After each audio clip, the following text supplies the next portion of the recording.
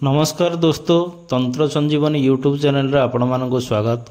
आशा करुच्ची मतंग भगवान माँ मातंगी आशीर्वाद आपण मैंने समस्ते भलरे थे। आज आपण मानक पाखक रक्त बंधन कौन सी जगार जदि आपणकर खंडिया खबरा हो जाए बा चोट लगे ब्लड जदि बाहर आपण ये मंत्र द्वारा रक्त को बंधन करें। मंत्र स्वयं सिद्ध, कौन सिद्ध करने आवश्यक नहीं। गोटे थर मंत्र पढ़े, 3 थर फुक मारे माने फुंकवे, यही 7 थर करेंगे, आपण को संपूर्ण सफलता मिल।